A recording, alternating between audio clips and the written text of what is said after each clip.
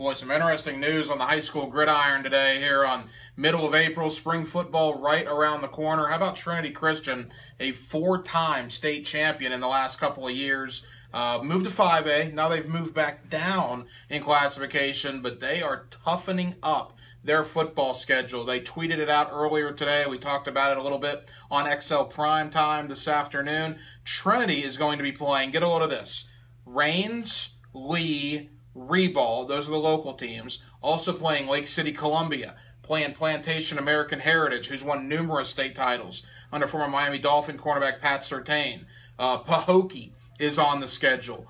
Booker T. Washington out of Miami is on the schedule. So certainly Verlin-Dormany and Trinity Christian not shying away from anybody. It is one of the toughest regular season schedules I've ever seen. You could argue that the easiest part of Trinity's schedule will be when they make the playoffs in mid to late November. Speaking of Trinity, one of their big cornerbacks, Fred Davis, a very highly recruited young man, recently committed to Clemson. Another cornerback for Trinity, Miles Brooks, recently committed to Georgia Tech. They have a ton of talent this year. That talent will be tested. Again, such a tough schedule entering the 2019 season. We're going to do high school prep sports all over 1010XL's Facebook page every single day. Invite you to join us here for the high school prep sports on Facebook for 1010XL. I'm Ryan the Hacker Green. Thanks for watching. We'll be back tomorrow. What is the point of playing such a difficult schedule?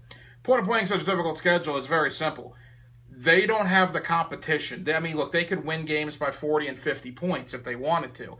They're going to be playing teams that are going to challenge them. People are going to want to play at Trinity Christian, are going to want that experience to play these upper echelon teams. Why play 10 teams that you can beat 35, 40 to nothing with your eyes closed? Trinity wants to challenge themselves. They certainly are going to challenge themselves with the schedule that they've put together. It begins August 23rd with Lake City, Columbia. It ends in Week 10 against Rains. As I said, Lee is in there, Reball is in there, American Heritage is in there, Pahokee is in there, Booker T. Washington is in there. It is an absolutely amazing schedule that will certainly challenge those Trinity Christian kids. You mentioned they dropped down a classification, went up, then dropped back down. Why did they drop back down?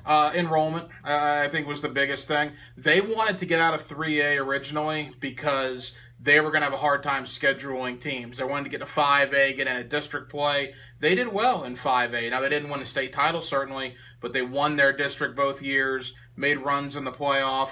They get dropped down again. I don't think it was necessarily their choice, but they're offsetting that with this tough schedule they're putting in front of them.